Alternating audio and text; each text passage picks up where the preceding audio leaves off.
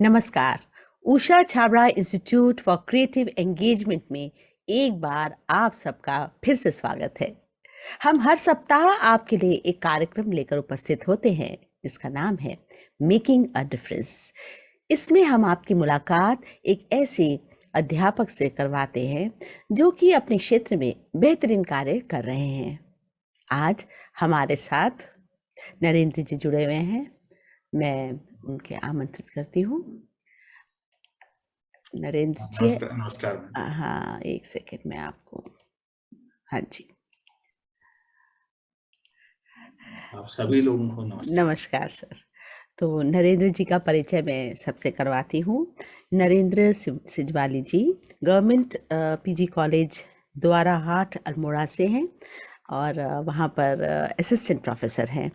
तो नरेंद्र जी, आप हमारे यहाँ आए, सबसे पहले तो हमें ये हमारी खुशनसीबी है कि आप यहाँ पर आकर हमें आज बहुत कुछ बताने वाले हैं, क्योंकि हमारा जो कार्यक्रम है ये उन शिक्षकों के लिए है जो कुछ करना चाहते हैं, जो दे आर लुकिंग फॉरवर्ड कि ऐसे कौन से टीचर्स हैं, हम उनसे क्या सीख सकते हैं। तो आप यहाँ आए, आपका 15 सालों का अभी तक का एक्सपीरियंस है। तो आप ये बताइए कि जब आपने ज्वाइन किया, कैसी चुनौतियाँ थीं? आज स्थिति कैसी लग रही है? बताएँ, अपनी जर्नी के बारे में बताएँ। जी मैम, मैं 2005 में जुलाई में द्वाराहाट आया था और बीएससी स्टार्ट तभी हुई। मतलब physics, chemistry, math, zoology, botany, 5 department कहने के लिए, और केवल 5 लोग, हर डिपार्टमेंट में 8 व्यक्ति।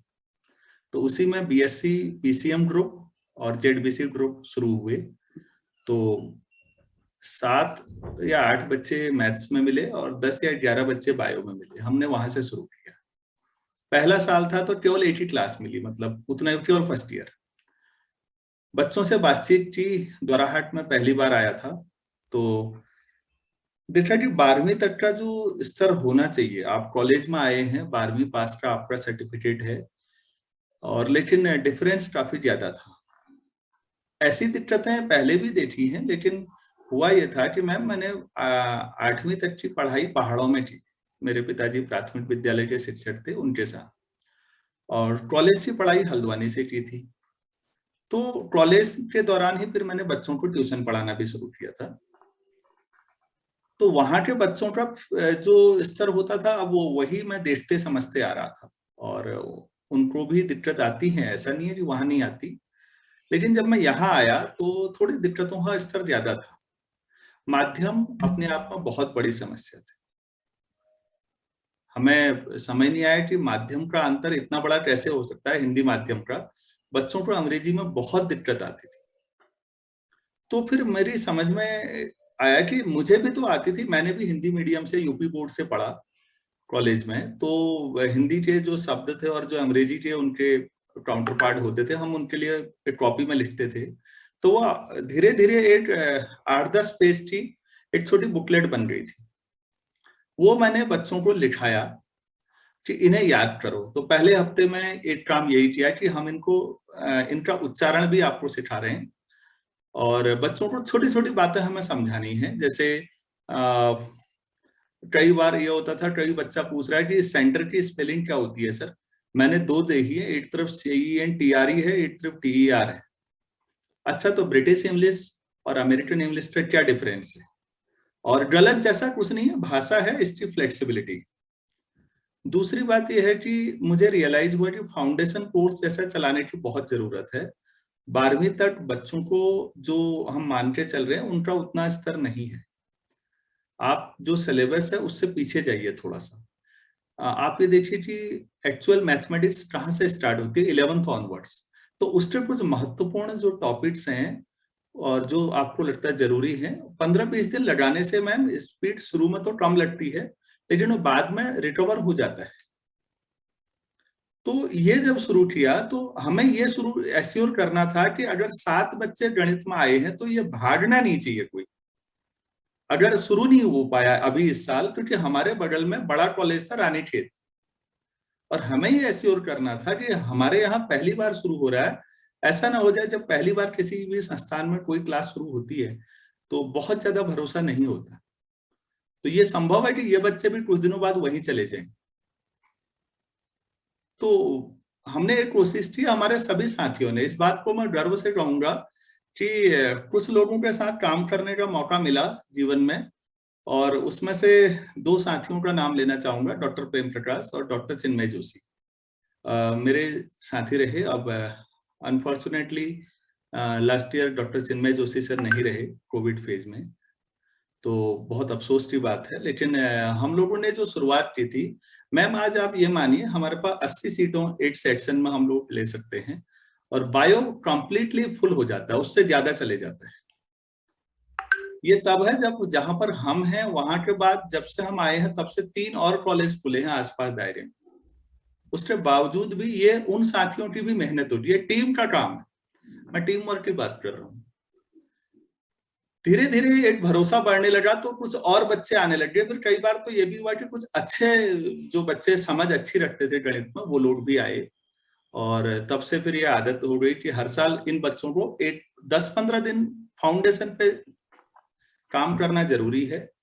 और हिंदी अंग्रेजी का जो भय है, हमारे यहाँ सबसे बड़े खलनायक बच्चों के लिए अगर हैं तो अंग्रेजी और गणित है। सही बात। हाँ, ये भय दूर करना जरूरी है। दूसरी बात यह मैम कि गणित स्ट्रेट फॉरवर्ड है, इतना डराने की जरूरत नहीं है। मैं ऐसे समझाता हूँ, आप एक पेन खरीदने जाएं और दुकानदार आपसे कहता है 10 रुपए का पेन है, ठीक हो गया।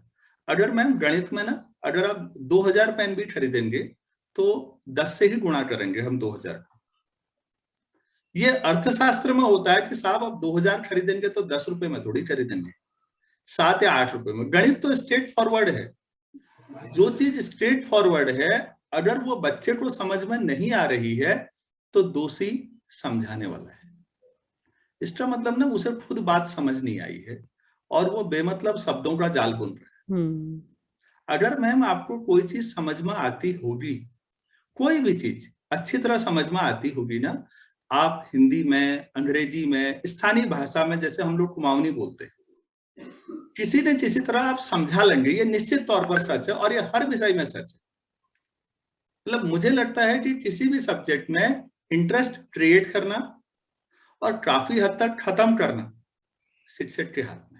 बिल्कुल, एक सब्जेक्ट जो है बच्चे को तभी पसंद आता है जब टीचर पसंद आने लगता है, और इसके लिए एक रैपो बनाने की भी आवश्यकता होती है, जो कि आपने बखूबी किया है। तो आप बताइए कि किस तरह से आपने जो ऑब्जर्व किया कि जो ग्रामीण क्षेत्र से जो बच्चे आ रहे हैं, उनके अंदर सिर्फ गणित के लिए ही नहीं समस्या है, उनकी पर्सनालिटी, बोलने में डरते हैं, पीछे रहते हैं, कहीं गलत ना हो जाए, है ना, बहुत सारी और बातें हैं, कुंठा है किसी तरह की, आर्थिक रूप से शायद विपन्न है, जो भी है समस्या, तो उसकी वजह से वो आगे आने से डरते हैं। तो उस तरह से आपने किस तरह से तालमेल बिठाया, तब जाके वो मैथ्स पकड़ेंगे? पहले तो शिक्षक को ज्वाइन होना है, कनेक्ट होना है। कनेक्ट मैम, मुझे पहला बैच अपना याद आता है, और एक छात्र था, अब मेरा संपर्क आज नहीं है उससे, अगर कभी इससे माध्यम से हो जाए तो खुशी होगी। तो चप्पल पहन के आता था, नाम लेना अभी उचित नहीं है, अगर वो खुद ही सुनेगा तो सही लगेगा। हर एक की एक गरिमा का ध्यान भी रखना है।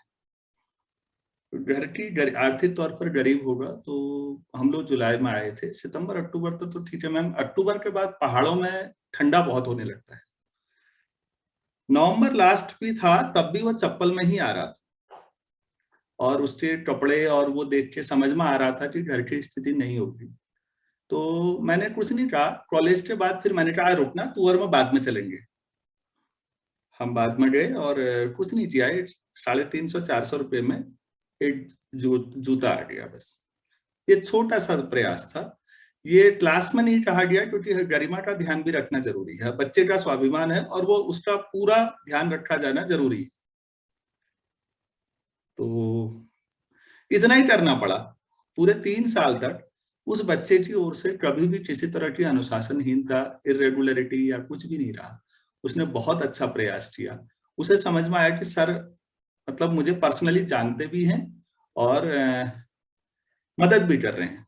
ठीक, तो ग्रामीण क्षेत्र में हम भी जब आते थे तो मैंने देखा हम बहुत हिचकते थे बोलने में। मंच पे आने का मतलब है कि हाथ पैर कांपना। कई बार इंफीरियरिटी कॉम्प्लेक्स बहुत ज्यादा है, और आप देखिएगा जहां भी इंफीरियरिटी कॉम्प्लेक्स होगा वहां पर हीन भावना जब आती है ना, तो फिर चिढ़ना भी शुरू हो जाता है। मैं कई और बातचीत में भी उदाहरण अपना दे चुका हूं कि भाई अगर मेरे सिर में बाल नहीं है या नहीं के बराबर है, और अगर इस वजह से मेरे अंदर हीन भावना होगी, तो आप लोग अगर इस पे चिढ़ाएंगे मुझे तो मैं चिढ़ जाऊंगा, तब चिढ़ूंगा जब मेरे अंदर हीन भावना होगी। लेकिन अगर ऐसा नहीं है तो ठीक है, आप लोग हंसी मजाक करो, हो सकता है मैं भी इंजॉय करूं उसे। तो आप गौर करिएगा ग्रामीण क्षेत्र में हमारे जो बच्चे हैं उनके अंदर किस तरह की इंफीरियरिटी कॉम्प्लेक्स होगा। एक तो आर्थिक दिक्कत है, उनके जो रिश्तेदार बड़े शहरों में रहते हैं वो आर्थिक तौर पर थोड़ा सा संपन्न, और उनकी चर्चाएं घर में होती है तो उनके मन में ये बैठ जाता है कि हम लोग शायद आर्थिक तौर पर कमजोर है इसलिए अयोग्य।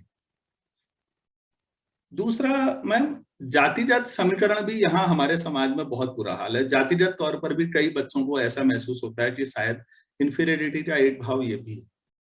उनके अंदर इंफीरियरिटी नहीं भी है तो एक बड़ा वर्ग है जिसके अंदर इस वजह से सुपीरियरिटी।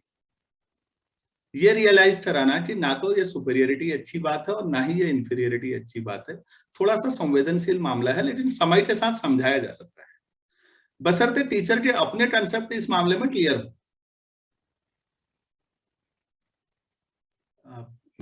सबसे बड़ी बात तो वही है कि टीचर पहले इस विचारधारा पे आए कि भैया सब बराबर है। जब आप सब बराबर हैं, अगर इस बात को अगर आप मान सकते हैं तो ये बहुत बड़ी बात है, छोटी बात नहीं है, क्योंकि ये भाषण देने की बात नहीं है, ये आपके व्यवहार में दिखेगा, बच्चे को रिफ्लेक्ट होगा ये बात। तीसरा मैम, बहुत सारे लोग दुनिया में हैं जो अपने शरीर की वजह से बड़े इंफीरियरिटी में रहते हैं। मैं छोटा हूं, मैं सांवला हूं, मैं मोटा हूं, मैं ऐसा हूं या वैसा हूं। हमें यह बताने की जरूरत पड़ती है कि बच्चों आप जैसे भी हो सर्वश्रेष्ठ हो, क्योंकि प्रकृति में तो कहीं कूड़ा होता ही नहीं है ना। ये बात भी मैं अपनी कई बार रिपीट करता हूँ कि आप ऐसा समझिए कि पहाड़ों में या कहीं पर आप जंगल में जाइए जहां मनुष्य का न्यूनतम हस्तक्षेप होता है। आप वहां देखेंगे सदियों से, हजारों सालों से वहां पेड़ पौधे जीव जंतु सब होंगे, लेकिन वहां आपको कूड़ा या गंदगी नहीं दिखेगी। आपको महसूस होना चाहिए कि मनुष्य की इस पृथ्वी को सबसे बड़ी देन कूड़ा ही लगता है मुझे तो। आप कहीं भी देखिएगा कूड़ा इस प्रकृति, इस समाज को, इस पृथ्वी को मनुष्य की देन है। और उसमें जो कूड़ा आपको भौतिक तौर पर बाहर दिखता है वो बहुत छोटा है मैम। वास्तविक कूड़ा तो यहाँ भरा हुआ है दिमाग के अंदर। सही बात। और वो बहुत बड़ा है, वो बहुत ज्यादा है। वो देश के आधार पे है, वो आपके रंग के आधार पे है, वो आपके जेंडर के बेस पर है, रिलीजन के बेस पर है, कास्ट के बेस पर है, इकोनॉमिक स्टेटस के बेस पर है, और पता नहीं कितने सारी चीजों पर है। तो मैम कूड़ा, ये बच्चे को अगर महसूस कराएं कि जैसे बच्चों प्रकृति में कहीं कूड़ा नहीं होता, ये कूड़ा मनुष्य की देन है, और आप भी चूंकि प्रकृति का ही हिस्सा है तो कोई भी बच्चा कूड़ा नहीं है, हर एक में क्षमता है। ये भाषण तो बहुत अच्छा है, लेकिन जब आप साथ रहते हैं ना, तो हम वो 7 बच्चे और मैं एक परिवार के सदस्य की तरह रहे। उनके साथ मेरी मैथ्स और फिजिक्स भी, मैंने शुरुआती 3 सालों में उनको फिजिक्स और मैथ्स दोनों मैंने ही पढ़ाया, क्योंकि फिजिक्स टीचर ने ज्वाइन नहीं किया। कोई दिक्कत नहीं, मैंने लगभग 14 साल फिजिक्स पढ़ाई है, BSc तक। अभी भी आप देखेंगे मेरे YouTube चैनल पे, आजकल भी मैं फिजिक्स पढ़ा रहा हूँ और बच्चे सेटिस्फाई रहते हैं। IIT JEE तक के लिए मैंने मैथ्स फिजिक्स दोनों पढ़ाए, बहुत साल पढ़ाया। तो मैंने कहा कोई दिक्कत नहीं, मैं मदद करूंगा। तो मैम ये जब सेंस ऑफ सिक्योरिटी वाली फीलिंग आती है तो हम इस बात को निश्चित तौर पर कह सकते हैं। हमने पहले भी एक बार कहा था, यहाँ शासन का कार्यक्रम था और मंत्री और कई लोग थे, तो हमने कहा सर आप हमें MSc दे दीजिए द्वाराहाट में, हम आपको रिवर्स माइग्रेशन दिखाएंगे।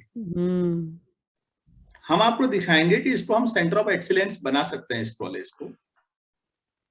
अगर हम दूसरों से कह रहे हैं कि तुम बहुत कुछ अच्छा कर सकते हो, तो हम करके दिखा देते तो वो खुद ही मान लेते इस बात को।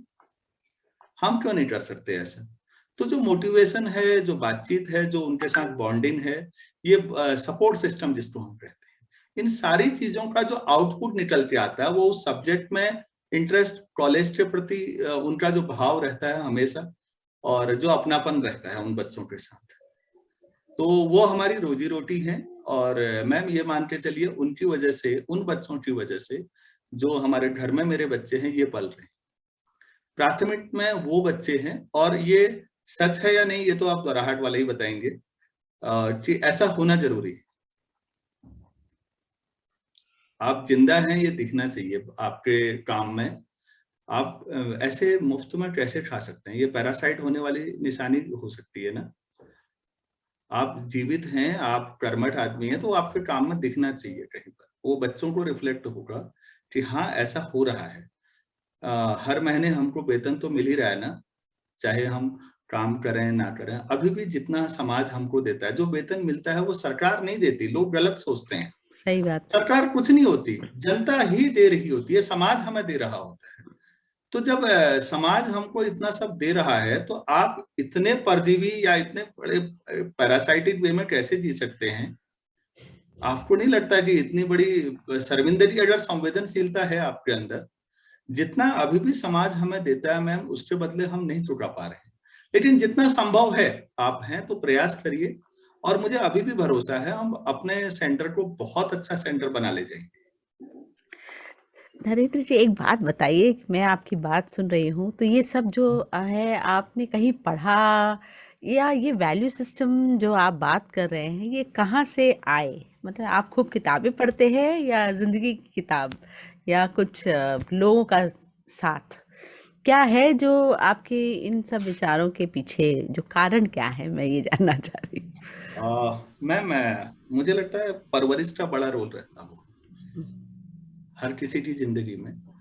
माँ बाप बनना तो बहुत आसान बायोलॉजिकल प्रोसेस है, लेकिन परवरिश करना अपने बच्चों की, शायद मेरे पिता ने ये चीजें सिखाई। मेरे माता पिता दोनों, ठीक है, माता ने स्कूली शिक्षा नहीं ली, लेकिन जीवन की शिक्षा तो वहां भी रही।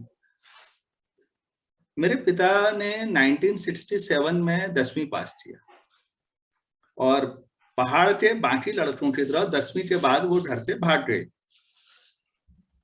अगले 9 साल के आसपास उन्होंने कश्मीर से लेकर कन्याकुमारी तक का पूरा सफर तय किया, सब जगह गए, घूमे। फट्टड़ आदमी थे, वो बताते थे मुझे, तब मैं वो बता रहा हूँ आपको। तो कहते थे कहीं भाई काम मिल जाए, कुछ कर लिया। और कहते थे यार मेरे पास एक झोला रहता था, उसमें एक रेडियो और कुछ अखबार, उस दौर के कई अखबारों के वो नाम लेते थे, जैसे आजकल अब शायद नहीं है, वीर अर्जुन एक अखबार होता था। हिंदू तो था ही पहले से, लेकिन वो हिंदू पूरा नहीं समझ पाते, तो वो हिंदी के जनसत्ता को बड़ा सम्मान देते थे उस दौर में भी। बीबीसी वो हमेशा सुनते थे, सुबह और शाम। 10 साल के बाद किसी तरह से घर वाले उन्हें पकड़ के कहीं से लाए। फिर उन्होंने, हाँ, 1977 में मेरे पापा ने 12वीं पास किया, फिर 10 साल के बाद, मतलब प्राइवेट। और फिर बीटीसी, एक प्राइमरी टीचर्स के लिए परीक्षा हुआ करती थी यूपी में, वो उन्होंने किया। तो 9 महीने की ट्रेनिंग थी, आजकल 2 साल की होती है। उसके बाद भी मेरे पिताजी ने मजदूरी की, 4 साल तक फिर मजदूरी की, बीटीसी के बावजूद जॉब नहीं मिली। और जॉब मिली 1982-83 पर, ठीक मैं जब 5 साल का हुआ, ये भी इत्तेफाक होगा। जॉब मिली पिथौरागढ़ जिले में, अब तो चंपावत है। आप कुमाऊं का ईस्टर्न पार्ट में, भारत और नेपाल के बीच जो डिवाइडिंग लाइन है वो काली नदी कहते हैं, उस नदी का नाम, काफी बड़ी नदी है। तो उस नदी के किनारे एक गांव था तरकुली। पिता ने वहां ज्वाइनिंग किया, और वो वहां कमरा लेके फिर घर आए, और मुझे भी ले गए। 5 साल के बच्चे को ले गए, मतलब माताजी पिताजी का खूब झगड़ा हुआ होगा, क्योंकि 5 साल, 5 साढ़े 5 के बीच था। तो जाहिर सी बात है कौन माँ और चाहेगी। और ये मान के चलिए हर बार 3 से 4 महीने के बाद घर आना होता था। तो 5 साढ़े 5 साल के बच्चे को आप ऐसे पापा के साथ छोड़ देंगे। और पिताजी पुरानी पीढ़ी के आदमी थे, थोड़ा सख्त आदमी थे। मेरे पिता जितने कर्मठ टीचर की अगर मैं बात करता हूँ, तो मैं अभी भी उनके सामने अपने को कहीं स्टैंड नहीं कर पाता व्यक्तिगत तौर पर। ये पिता होने की वजह से नहीं आकलन कर रहा हूँ कि वो मेरे पिता थे, मैं बायस्ड हूँ। क्योंकि जिन जगहों पर उन्होंने जाके काम किया है, शायद मैं जो होता तो एक बार के लिए मैं सोचूंगा कि जाऊं या नहीं जाऊं, यहाँ ट्रांसफर हो गया। उन्होंने वहां काम किया है। गांव के साथ पूरा सामंजस्य बना के, मैंने याद है पिथौरागढ़ जिले में भी गांव के बहुत सारे लोगों के बच्चे आर्मी में थे, तो चिट्ठियां पिताजी लिखते थे। उनकी हैंडराइटिंग बहुत शानदार थी, बल्कि मुझसे तो वो नाराज ही रहे कि मैं कभी ढंग का नहीं लिख पाया। और क्लास 1 से ही मैंने उनके साथ सीख लिया था बीबीसी लगाना। क्लास 1 के बाद मैं लगाता था 6:30 बजे सुबह और शाम को 7:30 बजे बीबीसी लगाना मेरी जिम्मेदारी है। और इस चक्कर में मैंने कई बार मार भी खाई है। उस दौर के टीचर मारने में देर नहीं लगाते थे। मैम क्लास 1 में मुझे लगभग 25 तक की टेबल आती थी, पहाड़े जिसको हम लोग बोलते हैं, 25 तक के पहाड़े याद थे। अच्छा खासा मेरा राइटिंग स्किल्स और बाकी जो होना चाहिए था, इसके बावजूद मेरे पिता को नहीं लगा कि मैं क्लास 2 में जाने लायक हूँ। क्लास 1 में मुझे फेल कर दिया गया। 1 साल मैंने रिपीट किया। इसके बावजूद आप लोगों से अनुरोध है, माइक ऑन है किसी का, प्लीज ऐसे म्यूट कर दीजिए। हेलो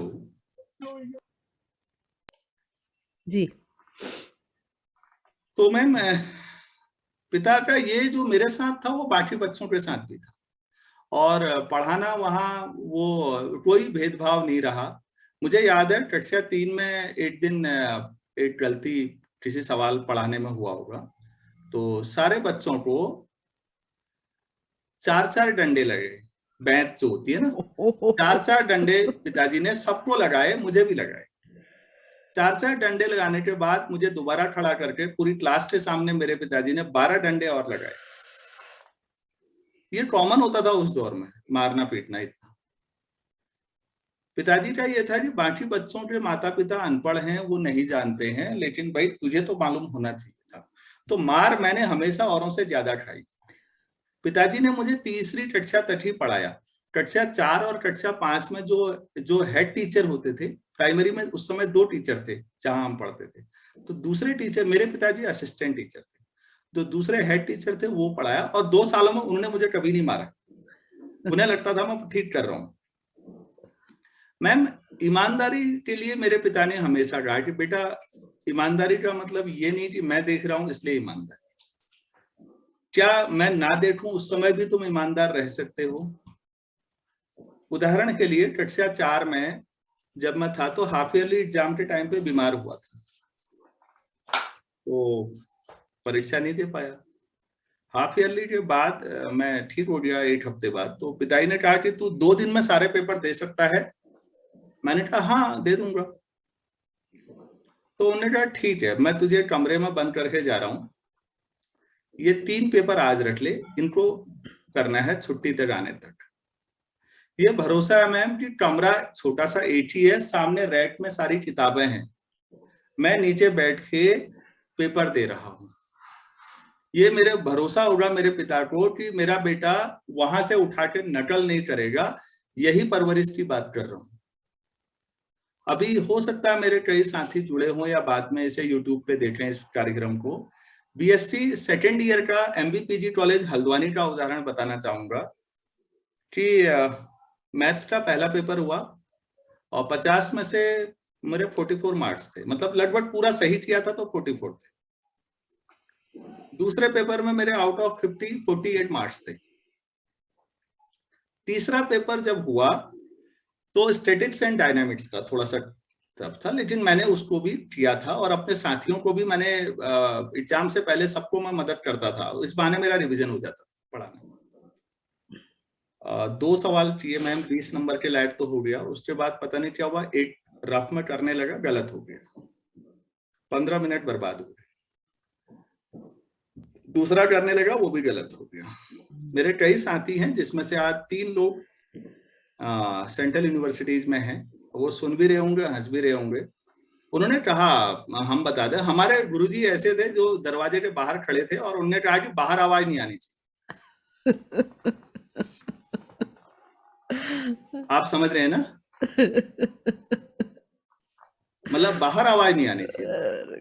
तो मेरे साथियों ने कहा कि देख ले एक बार, वो जिद थी शायद, वो पता नहीं वो जिद आज भी है कि मैंने नहीं देखना है तो नहीं देखना है। मेरे 2-3 साथियों ने जीत देख लेना, इसमें क्या दिक्कत है, एक बार देख ले, तुझे रिकॉल हो जाएगा, तूने तो हमें बताया था। और नहीं हुआ, मैं उठा सीधे, मैंने सब बंद किया अपना और कॉपी टीचर के हाथ में देके चले आया। तो उसमें बीएससी सेकेंड ईयर में केवल बीसी नंबर मिले, वो बीसी हैं आज भी, मार्कशीट देखी जा सकती है मेरी। तो नुकसान जो भी हो, तात्कालिक नुकसान है, नंबर कम आए होंगे आपके, लेकिन एक आदत वो जो है वो है, अभी भी है। अगर मैंने ये बात कही है तो मैं अपनी बात से सबके सामने मुकर नहीं सकता, मेरा कमिटमेंट है तो वो है। अगर तो ये परवरिश है। तो ये संवेदनशीलता की आपने बात की, वैल्यूज की बात की थी मैम आपने, मैंने थोड़ी लंबी भूमिका बनाई, तो वो वैल्यूज वहीं से है। बहुत जीवन अच्छा। में आर्थिक तौर पर बहुत सारी जगहों में बहुत सारा नुकसान झेला हुआ है, लेकिन मुझे नहीं लगता कि वो कोई बड़ा नुकसान है। पाया बहुत ज्यादा है ना, और तो और ये कोई बहुत बड़ी बात नहीं है, शिक्षा का उद्देश्य भी शायद इतना ही रहा हो। देखिए, जब बच्चा आपसे पढ़ता है कक्षा में, तो वो सिर्फ सब्जेक्ट नहीं पढ़ता, वो आपकी पर्सनैलिटी को पढ़ता है। आप क्या है, आपका वैल्यू सिस्टम क्या है। आप अगर चेहरे से कुछ दिख रहे हैं और अंदर बोल कुछ रहे हैं लेकिन मन में कुछ और है, वो तुरंत भाप जाते हैं। और सिर्फ बड़े नहीं, छोटे छोटे बच्चे भी भाप जाते हैं। तो इसलिए आपका जो मुझे लगा कि बहुत ही स्ट्रॉन्ग वैल्यू सिस्टम जो है वो आपको बनाए रखा है, और आगे आप रहते हैं, और बच्चे भी इसीलिए आपसे जुड़ते हैं क्योंकि आप उनके ऊपर काम कर रहे हैं और मन से कर रहे हैं। तो आप जो आपका सब्जेक्ट है मैथ्स, उसके लिए आप किस तरह से और उनको प्रेरित करते हैं? क्या मतलब किस तरह के आप टेक्निक्स का इस्तेमाल करते हैं? और मैम, जो भी गणित में हो रहा है, जो भी गणित में पढ़ाया जाता है, उसका ज्योमेट्रिकल या फिजिकल रिलेवेंस होता है। मतलब गणित शुरुआत कैसे हुई, आप इसको इतना समझिए और समझाइए कि यार ये चीज हम अगर कर रहे हैं ना, तो उस तरह की प्रॉब्लम्स को सॉल्व करने के लिए ये टूल है। Mathematics is just like a tool box. आपके पास कार या स्कूटी कोई होगी तो उसमें टूल बॉक्स होता है। अब टूल बॉक्स होना और टूल बॉक्स का उपयोग आना दो अलग अलग चीजें। टूल बॉक्स है तो अब आप टूल बॉक्स की मदद से आप छोटी मोटी प्रॉब्लम अपने दूर कर सकते हैं, बड़ी होगी तो मैकेनिक के पास जाना पड़ेगा। मैम, धीरे धीरे पढ़ते पढ़ते, कुछ अच्छी किताबें पढ़ते हुए, जैसे आजकल भी मैंने अभी 2-3 दिन पहले एक ऑडियो बनाया, एक वीडियो बनाया, और बहुत सारे बच्चों ने अप्रिशिएट किया क्योंकि मैंने उसको प्रैक्टिकल लाइफ से जोड़ा। और मुझे एडवांटेज इस बात का मिला कि मैंने मैथ्स और फिजिक्स दोनों बहुत साल पढ़ाए हैं, तो मेरे पास फिजिक्स में उसके उदाहरण होंगे कि जो मैथ्स में हम पढ़ा रहे हैं ना, इसका एप्लीकेशन यहाँ है। और जब आप अपने फिजिक्स का मतलब फिजिकल वर्ल्ड की जो प्रॉब्लम्स हैं, अपने आसपास की प्रॉब्लम है, बच्चा मैथ्स की प्रॉब्लम, मैथ्स को डायरेक्टली कनेक्ट नहीं कर पाते, बच्चे नहीं कर पाते। ये टीचर की जिम्मेदारी है कि वो बताए कि अच्छा है, वो वाली प्रॉब्लम ना इससे सॉल्व हो जाएगी, उसका इंटरेस्ट बढ़ जाएगा। सब्जेक्ट में इंटरेस्ट क्रिएट करना हमारी जिम्मेदारी है ना, एक तो ये बात थी। तो छोटी छोटी चीजें आप बताइए, और मैं बार बार कह रहा हूँ, कभी भी जर्क जैसा महसूस नहीं होना चाहिए पढ़ाते समय। उसे पता ही नहीं होना चाहिए कि वो इतना स्मूथली आपने उसे कहां से कहां उठा दिया। तो टीचर अपना लेवल 0 पे लेके आए और वहीं से शुरू करे, कोई बात नहीं। शुरुआत में कुछ दिन मैं कह रहा हूं ना, शुरू के 10-15 दिन बहुत महत्वपूर्ण होते हैं। वो 15 दिन ये तय कर देते हैं कि बच्चों ने अब आगे को आपकी क्लास में, कॉलेज में आना है या नहीं आना है, वो तय कर देंगे। वरना वो आएंगे, बच्चे बेईमान नहीं है।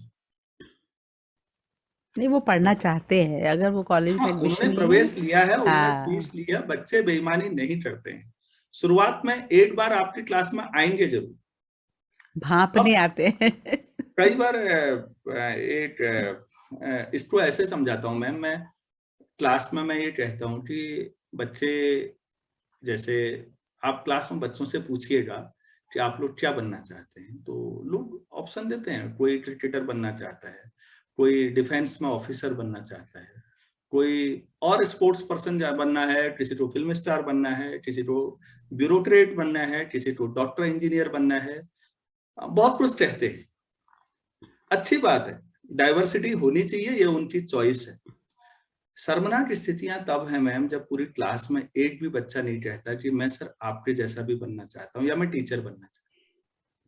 अगर ऐसा हो रहा है तो ये मान के चलिए कि आप ना जस्टिफाई नहीं कर पाए अपना रोल, वरना हमेशा कुछ बच्चे होंगे जो चाहेंगे कि वो बने, वो उनको रोल मॉडल मान रहे हैं जिनसे वो कभी डायरेक्टली नहीं मिले।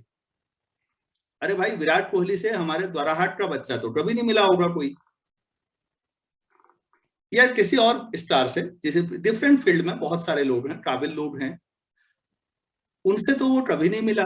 जिनसे वो कभी नहीं मिला, जिन लोगों को उसने डिफरेंट मीडिया के थ्रू देखा, सुना, पढ़ा उनके बारे में, उनको वो रोल मॉडल मानता है। जो साक्षात सामने रोज खड़ा है पौन घंटा 1 घंटा, उसके जैसा कोई नहीं बनना चाहता। इससे बड़ी असफलता क्या होगी?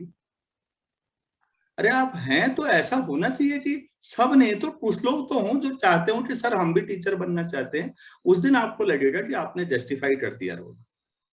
एक तो ये बात है, टीचर को ये ध्यान रखना है, और ये तब होगा जब आपने कहा था कथनी और करनी में जो अंतर है वो न्यूनतम होगा। बच्चे सबसे बेहतरीन साइकोलॉजिस्ट होते हैं दुनिया में, उनके सामने कितना ही झूठ बोल ले कोई, वो सब जानते समझते हैं। हाँ, वो बोलते नहीं होंगे, वो बोलेंगे नहीं भले ही, लेकिन वो जानते समझते सब है। तो कितना ही दुनिया का कोई स्मार्ट समझ ले अपने आप को, आपकी कथनी और करनी का अंतर से बच्चों के नजर से बाहर नहीं जा सकता। तो इसलिए बेहतर है कि ये कोशिश ना करें और ईमानदारी से अपनी कमियां स्वीकार करें। आप सुपरमैन नहीं है, आप एक कॉमन मैन है, ये समझाओगे तो ज्यादा इंस्पायर होंगे। महान बनने की ऐसी कोई जरूरत नहीं है कि आप अद्भुत इंसान थे, ऐसा नहीं है। आप बताइए कि हम भी ऐसे ही हैं और यहीं से मेहनत करके हम आए हैं। तो आपकी कथनी और करनी का जो अंतर है, पहली बात। दूसरी बात, क्लास में बच्चे क्यों नहीं आते होंगे, तो मैंने काफी पहले एक साथी को कहा, बल्कि मैंने उन्हें नाराज कर दिया। ये काफी पहले की बात है, 2006 2007 के आसपास की बात है। उन्होंने ये कहा कि यहाँ के बच्चे पढ़ना ही नहीं चाहते, क्लास में आ ही नहीं रहे। तो मैंने कहा अच्छा। मैंने कहा देखिए साहब, ऐसा है दुनिया में हर फील्ड में बहुत सारे लोग ऐसे हैं जो अगर जब कहीं बोलने जाते हैं, लेक्चर देने जाते हैं हर फील्ड में, तो लोग टिकट खरीद के उनको सुनना चाहते हैं। और हर सब्जेक्ट में, हर फील्ड में है, लोग टिकट खरीदते हैं, लोग अपना पैसा खर्च करते हैं, लोग अपना समय खर्च करते हैं, जाते हैं, सुनते हैं, ताकि वो इंस्पायर हो सके और अपने आसपास लोगों का जीवन बेहतर बना सके।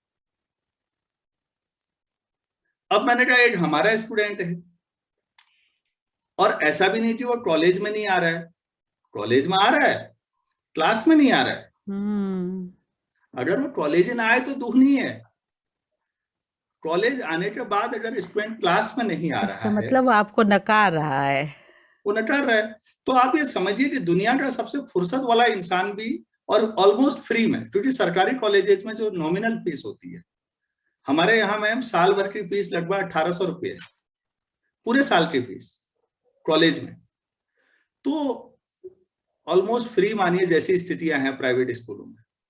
तो आज भी वेलफेयर स्टेट का फायदा उठा रहा है बच्चा, कॉलेज भी आ रहा है ऑलमोस्ट फ्री में साल भर में, और कोई सबसे फुर्सत वाला इंसान फ्री में भी मुझे सुनने को अगर तैयार नहीं है, तो ये मुझे सोचना चाहिए मैं किस स्तर का बोलता हूँ। तब तो वो बहुत नाराज हो गए होंगे। हाँ, मतलब ये मैंने नाराज किया, समझ लेकिन गए। मतलब ये बात सच है, और ये पेरेंट्स पे भी लागू होती है मैम। बहुत सारे पेरेंट्स कहते हैं कि हमारे बच्चे कहना नहीं मानते, कहना नहीं मानते। ये एक कॉमन, आप सुनिएगा, इन जनरल बच्चों की कहना नहीं मानते। यार मैंने कहा वो वेल्लुपल्ली प्रभाकरन के कहने पे तमिल टाइगर्स किसी की भी जान ले भी सकते थे और अपनी जान दे भी सकते थे, मैंने तो ये देखा है। जबकि वो कोई आर्मी का अपना और अपना था। भगत सिंह से लेके सुभाष चंद्र बोस के कहने पे ब्रिटिश आर्मी के ऑफिसर ने ब्रिटिश आर्मी के खिलाफ लड़ाई लड़ी है, जिसको आप INA या आजाद हिंद फौज कहते हैं। तो दुनिया में ऐसे बहुत हुए हैं, चे गुवेरा से लेके आपको बहुत सारे लीडर मिलेंगे, और नेगेटिव साइड भी मिलेंगे, आपको हिटलर भी मिलेगा। लेकिन दुनिया में ऐसे बहुत सारे लोग हुए हैं जिनके एक इशारे पे बिल्कुल दूसरों के बच्चों ने भी तीसरे की जान उड़ा दी। सही बात। यहां तुम्हारा बच्चा है, वो किचन की ओर जा रहा है तो तुमने कहा यार एक गिलास पानी ले आना, अब वो जा ही नहीं रहा है, अभी तक जा भी रहा था। तो ये तुम्हें नहीं लगता कि तुमने अपने आप को किस स्तर पे रखा है? दूरी दूरी बनाए रखी है ना। ये दूरी भी, और बच्चा समझ रहा है ना कि किसकी माननी है और किसकी नहीं माननी है। ऐसा कैसे हो सकता है कि आपकी बात कोई ना माने? अगर आपकी बात कोई नहीं मान रहा है ना, तो पहले आपको ये सोचना चाहिए कि आपने अपने आप को किस स्तर पे रखा है। क्योंकि एक तरफ वो लोग हैं जिनके एक इशारे पे, मैं कह रहा हूं, तमिल हाँ, कुछ भी। टाइगर्स ने हमारे प्रधानमंत्री को मार दिया, जिनके एक इशारे पे तमिल टाइगर्स ने श्रीलंका के बहुत सारे राष्ट्रपति, प्रधानमंत्री, सेना के बड़े अफसर, उनको मार दिया। और मैं प्रभाकर नहीं क्यों कह रहा हूं, दुनिया में ऐसे मैं कह रहा हूं बहुत सारे लीडर रहे हैं। सुभाष हमारे पास बेहतरीन उदाहरण है। तो मतलब एक तरफ वो लोग हैं जिनके एक इशारे पे दूसरों के बेटे तीसरे की जान ले सकते हैं, एक आप हैं, आपके कहने पे आप ही की अब तो औलाद। बच्चा ही नहीं मान रहा। तो मैम ये सीधी बात है कि आप एक्सेप्ट करिए कि लीडरशिप के लिए जो क्वालिटीज होनी चाहिए आप खुद फॉलो नहीं कर पाए, आप अपने आप को उस स्टैंड पे नहीं रख पाए, और यहीं से दिक्कतें आती हैं। ये पेरेंट्स के लिए भी सबक होना चाहिए और ये टीचर्स के लिए भी, ये दोनों तरफ है। क्योंकि ये ट्रायंगल है जिसमें दो पेरेंट्स हैं और एक टीचर है, ये तीनों बैलेंस रहेंगे तो मैं मान ही नहीं सकता कि कोई दिक्कत आनी चाहिए बच्चों की ओर से। कॉलेजेस में इतने सारे अनरेस्ट की प्रॉब्लम आते हैं, स्टूडेंट यूनियन और हंगामा ड्रामा बहुत है। इतने साल से मैं भी देख रहा हूं, मेरे साथ तो कोई ऐसी दिक्कत नहीं आई। वो ये समझते हैं कि हाँ ये अपनी ड्यूटी कर रहा है, ठीक है, तात्कालिक वो है। तो जो वैल्यूज की बात थी मैम, ये अपने अनुभव से और अपनी पेरेंटिंग से जो सीखा है वो बता रहा हूँ। हाँ, बहुत। सुधार तो होता ही है समय के साथ। हाँ, देखिए जो आज आप हैं 10 सालों में और भी परिवर्तन आ जाएगा, क्योंकि धीरे-धीरे हमने खुद देखा है कि जो हम थे और अब हम और लुक बैक करते हैं और भी हमारे पास एक्सपीरियंसेस आते हैं, तो हम लोग और मैच्योर होते जाते हैं। तो आप इस वक्त ही बहुत अच्छा बच्चों के साथ काम कर रहे हैं, जुड़ाव है, और आपका वैल्यू सिस्टम बच्चे देखते हैं और वो परखते हैं और इसीलिए वो आपसे ज़्यादा जुड़ते हैं। और आशा है आने वाले वर्षों में और भी आप इस तरह से बच्चों, आप कुछ कहना चाह जब रहे हैं? अपनापन जो उनके साथ होता है ना, हाँ, जो हाँ। बच्चों के साथ, तो उसमें एक तरीका और भी हो सकता है जो हमारे शिक्षक साथी और बाकी लोग अपना सकते हैं। मैं उसको अपनाता हूं तो वो थोड़ा शेयर करता हूँ। पर्सनल टच बनाए रखना जरूरी है, बिल्कुल। थोड़ा सा एक, क्योंकि हम क्यों बनाए पर्सनल टच वाला एटीट्यूड, हमें तो सरकार वेतन दे रही है वाला नजरिया गलत है, मैं फिर कह रहा हूँ। दूसरी बात, जैसे शुरुआत में हफ्ता 10 दिन 15 दिन तो शुरुआत में फाउंडेशन वाला जब हो जाता है तो उन बच्चों के साथ मैं धीरे धीरे थोड़ा बहुत परिचित होने लगता हूँ और वो भी मेरे साथ परिचित होने लगते हैं कि मैं, वो अपना आकलन करते होंगे अपने तरीके से, मेरा आकलन करते होंगे। उसके बाद फिर मैं एक एक करके डिपार्टमेंट में क्लासेस के बाद बैठा लेता हूँ। हाँ। क्लास के बाद एक एक करके, तो मेरे पास एक रजिस्टर बना लिया, तो उसमें कुछ बेसिक इंफॉर्मेशन मैं उनसे बात करता हूँ। उनकी डिटेल, उनके पेरेंट्स की इनकम, जैसे कई बच्चों ने, मैंने पूछा कि आपके पेरेंट्स क्या करते हैं, तो हमारे यहाँ जब बच्चे पहली बार आते हैं तो वो अपने पिता के बारे में बताते हैं कि वो ये करते हैं। मतलब वो अगर किसी गवर्नमेंट जॉब में है तो वो बताते हैं, किसी प्राइवेट जॉब में है तो ये करते हैं। नॉर्मली वो पेरेंट्स भी पूछो तो वो पिता के बारे में बताते हैं। माँ के बारे में मेरे ख्याल से वो जानबूझ के नहीं करते, उनको किसी ने बताया नहीं होता। बताया नहीं, बताया। कई बच्चों से मैंने पूछा अच्छा आपकी माँ क्या करती है, तो उन्होंने कहा नहीं वो कुछ नहीं करती। कुछ नहीं करती। तो फिर उन्हें जब ये कभी पूरी क्लास को मैं शुरू में बताता हूँ कि दुनिया की सबसे बड़ी चोरी महिलाओं के श्रम का आकलन ना करना ही है। बिल्कुल। माँ जो कर रही होती है उतना तो किसी ने कभी किया ही नहीं है, पुरुष तो कहीं स्टैंड ही नहीं करते। आपको थोड़ा सा आधे घंटे का इस पर एक बच्चों को संवेदनशील तरीके से हाँ, समझाना जब होता आप, है। हाँ, बिगिनिंग में ही आपने सेशन शुरू होने तो वो समझ जाते हैं कि सर का किस तरफ है विचार, हाँ और जी, इसी तरह से फिर वो और जुड़ते भी हैं। मुझे तो ये लगता है कि जुड़ते भी हैं, कहीं दूरी रहती नहीं है। आप इतनी अच्छी बातें जब करते हैं, वैल्यूज़ की बात कर रहे हैं, घर परिवार की बात कर रहे हैं, और खासकर ये मुझे आपका अच्छा लगा कि एक तो मैथ्स में जो आप हिंदी और इंग्लिश ये जो ब्रिज बना रहे हैं, हाँ नंबर 1। दूसरा ये भी मुझे बहुत अच्छा लगा कि आपने कहा कि आप रजिस्टर मेंटेन करते हैं, क्योंकि कई बार हम बच्चे के बैकग्राउंड को नहीं जानते और कई बार बहुत कुछ बोल भी जाते हैं। तो हमें पता हाँ होना चाहिए कि हमारी लाइन कहाँ है, हम क्यों किसी के परिवार के ऊपर इस तरह से बोल रहे हैं, क्या पता वो क्या झेल मैम, रहा है ये बच्चा। इस चीज ने हमें सिखाया भी है। कई बिल्कुल, बार उनकी आर्थिक स्थितियों के बारे बिल्कुल। में पता लगता है, मैं वो भी नोट करता हूँ। हाँ, कितनी दूर से आते हैं। अच्छा, जहां से आते हैं वहां पर भी रोड में घर नहीं होगा, गांव दूर होता है, पैदल चलते हैं, पहाड़ों में ऊपर नीचे दूर जाना पड़ता है। बिल्कुल। बच्चों के पास अपना वाहन नहीं है, पता नहीं कब कोई गाड़ी आएगी, उसमें कब सीट कैसे मिलेगी बेचारों को। और इसके बावजूद मैं अपने स्टूडेंट्स पर मुझे बड़ा गर्व है कि मैंने मैम जब बुलाया है, सुबह गर्मियों में मैंने सुबह 7 बजे भी बुलाया है, बच्चे आए हैं। वाह! कई बार मैं कहीं बाहर गया हूं कि मैं दिन में बच्चों 12-1 बजे तक कॉलेज पहुंचूंगा, आप लोग 2 बजे आ जाओ, मेरे बच्चे आए हैं। विंटर वेकेशन होती है, और अब तो बहुत सालों से मेरा परिवार द्वाराहाट में ही है, तो मैं विंटर वेकेशन में कहीं जाना नहीं है, तो हमने क्लासेस लगातार चलाई हैं छुट्टियों में। अच्छा।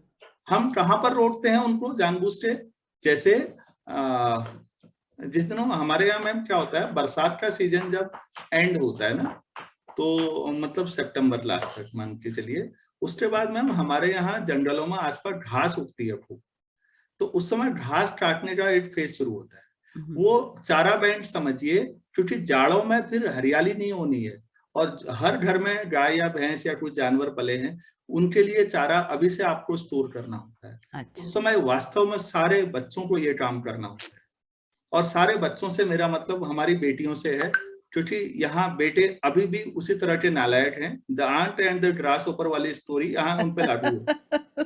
बताइए। कॉलेज में 8,000 बच्चे हैं हमारे, लगभग 1,000, और उसमें 800 के आसपास बेटियां हैं। ओके।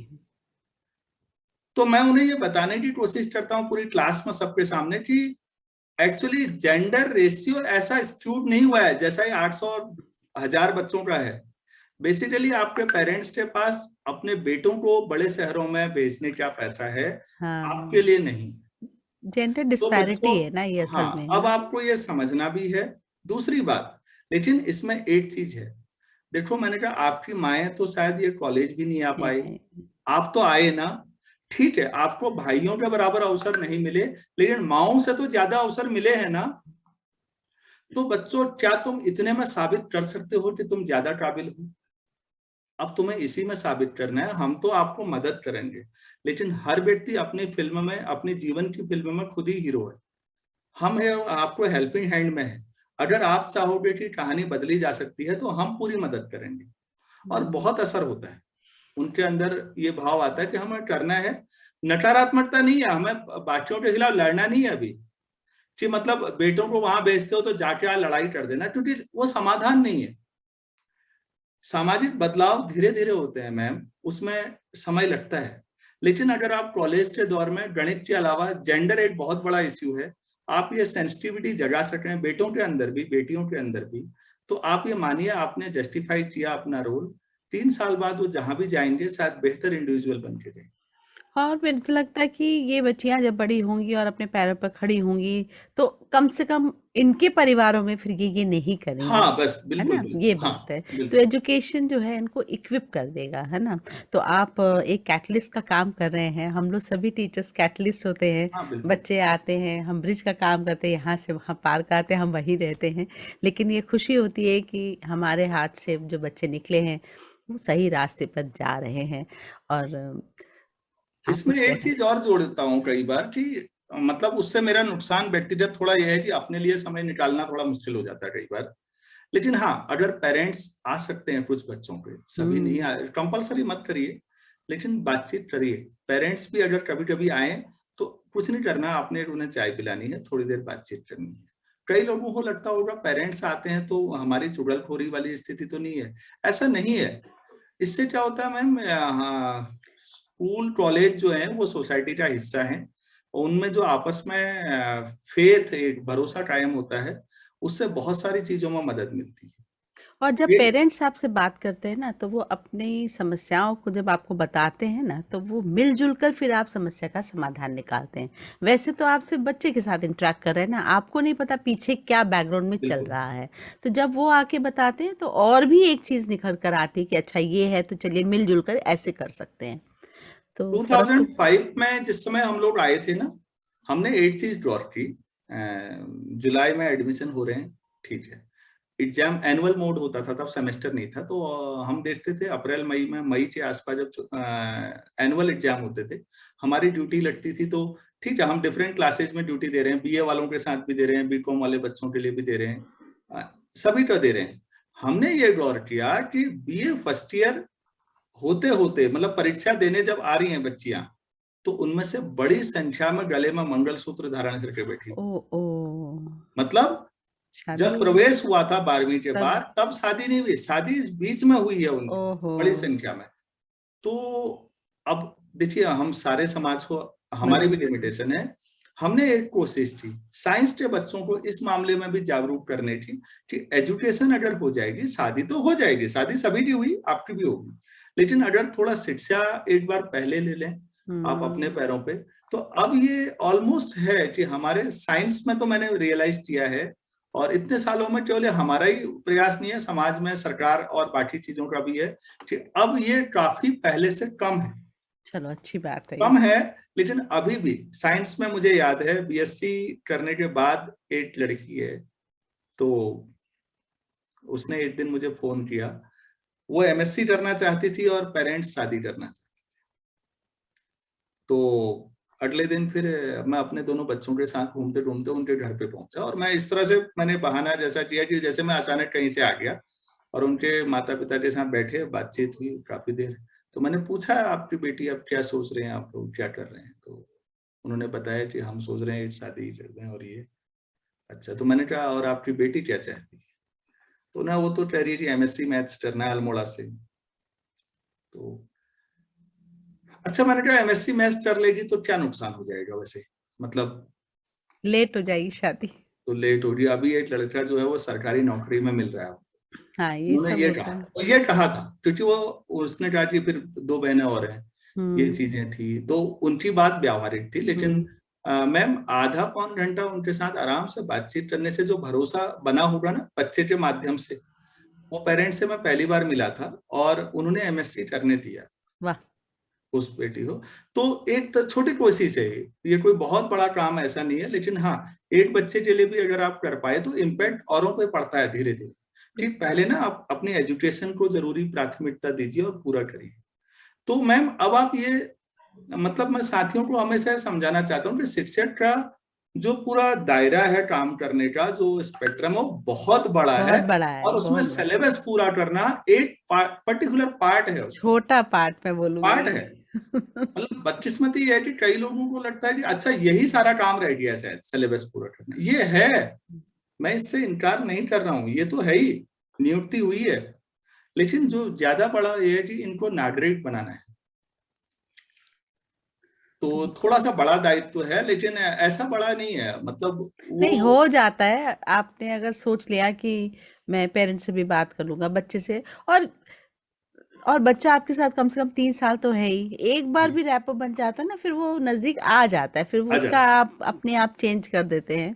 और पेरेंट्स भी समझते हैं कि बच्चा पढ़, क्योंकि बच्चा घर जाके भी बात करता है कि ये सर ऐसे हैं, मैम, ये सब लोग बताते मानते हैं। हैं, मैंने देखा हाँ। है। मैं एक अपनी पुरानी स्टूडेंट है हमारे कॉलेज की, शिवांगी जोशी, वो नैनीताल पढ़ती थी, बीएससी फर्स्ट ईयर उसने नैनीताल से किया, और फर्स्ट ईयर के पेपर देने के बाद छुट्टियां थी, तो रिजल्ट नहीं आया था, तो वो दोराहाट में थी। मैंने सेकेंड ईयर स्टार्ट कर दिया, मतलब रिजल्ट नहीं आया, क्या फर्क पड़ता है, हम सेकेंड हमें ईयर पता स्टार्ट है कर, कि बच्चे ने तो, आ जाए हाँ। ना, भाई, अरे पास हो जाओगे तो ठीक ही है, नहीं भी होगे तो इतना ज्यादा पढ़ने से कोई नुकसान थोड़ी है, पढ़ और लो। तो हमने सेकेंड ईयर स्टार्ट कर दिया, तो छोटा सा कस्बा है, उसे भी पता लगा, तो वो भी आ गई। आके उसने अपना परिचय दिया, उसने कहा कि सर मैं नैनीताल पढ़ती हूँ, रिजल्ट नहीं आया है, तो अभी यहाँ हूँ, मैं आपकी क्लास अटेंड कर सकती हूँ? मैंने, हाँ कोई दिक्कत नहीं है, हमारे पास ज्यादा बच्चे होते नहीं, 10-12 बच्चे थे। तो ये 2013 की बात है, जुलाई अगस्त की बात है। ठीक है, एक आध हफ्ता हुआ, शायद हफ्ता 10 दिन, और रिजल्ट आ गया। लेकिन अब इस दौरान जो क्लास हुई थी, और उसके बाद उसने घर में साफ विद्रोह कर दिया कि अब मैं नैनीताल नहीं जाऊंगी, ओ, ये अब मैं टीचर अच्छे हैं, अच्छे से पढ़ा रहे हैं, हम यही रुकेंगे। यही बढ़िया हो रहा है। तो उसके पापा आए, हो सकता है सर जुड़े हों अभी, के.एन. जोशी सर हैं द्वाराहाट में ही, हाँ, वो खुद ही फिजिक्स के टीचर हैं। हाँ। वो आए भी और उन्हें भी ये हुआ, लेकिन खैर उन्होंने भरोसा हम पे किया। उनकी बेटी ने फिर सेकंड ईयर और फाइनल किया। वाह! और शिवांगी ने पूरा मैम पूरा नज़रिया बदल दिया मैथमेटिक्स का। अच्छा। धीरे-धीरे उसने अपनी मेहनत भी की, मतलब हाँ, क्रेडिट बच्चे को हाँ। जाता है, हमारा काम तो यही था। उसके बाद एमएससी उसने सेंट्रल यूनिवर्सिटी हैदराबाद से की वाह! और अभी बिट्स हैदराबाद से उसकी मैथमेटिक्स में पीएचडी चल रही है। हाँ। और तो ये उसका इत्तेफ़ाक बोलूँगी ना, ये वहाँ आई और अटेंड किया और हाँ, फिर ये उसका रास्ता इत्तेफाक था। बदल गया। हाँ। बिल्कुल, बिल्कुल। और शिवांगी कहती भी है कि मैंने मैथ्स में ना कोई इंटरेस्ट नहीं था, मुझे लगता नहीं था मैं, क्योंकि बीएससी फर्स्ट ईयर में बहुत खराब परफॉर्मेंस थी। हाँ, और मैं केवल ये कहूँगा, मैंने कैटलिस्ट का काम किया, सारी की हाँ। सारी मेहनत उसी बच्ची की है। उससे ये फ़र्क पड़ा, उसकी छोटी बहन सिंधुजा ने भी अच्छा काम किया, पहले दून यूनिवर्सिटी से बीएससी किया, हुँ, अभी एनआईटी जालंधर में है शायद, मेरे ख्याल से एमएससी केमिस्ट्री कर रही है। हुँ। पापा मुझसे कहते भी हैं कि मैं फिजिक्स रहा, आपने मेरी एक बेटी को मैथ्स में भेजा और वो केमिस्ट्री फिजिक्स तो कोई पढ़ ही नहीं रहा है। लेकिन ये मैम इससे ज्यादा अपनापन क्या है कि ये जो भरोसा बस। हमने कमाया है, मुझे लगता है यही हमारी जमा पूंजी। एक शिक्षक के पास समाज का जो भरोसा है, मेरे पिता की कमाई भी वही रही थी और कोशिश है कि हम भी उसको जस्टिफाई कर पाए जिस हद तक भी संभव होगा। अगर कर पाए तो यही श्रद्धांजलि भी होगी। बहुत अच्छा लगा नरेंद्र जी आपसे बात करके। इतनी सारी बातें सिर्फ सब्जेक्ट की पढ़ाई ना करके हम व्यक्तिगत तौर पर हम बच्चे के साथ जब संपर्क करते हैं, उसकी पृष्ठभूमि के साथ संपर्क होता है हमारा, हम उनके पेरेंट्स से, हम उसके आसपास हर चीज़ को लेते हुए जब हम बच्चे को पढ़ाते हैं, तो डेफिनेटली एक बहुत बड़ा एक सी चेंज आता है और उसमें टीचर का बहुत बड़ा रोल है।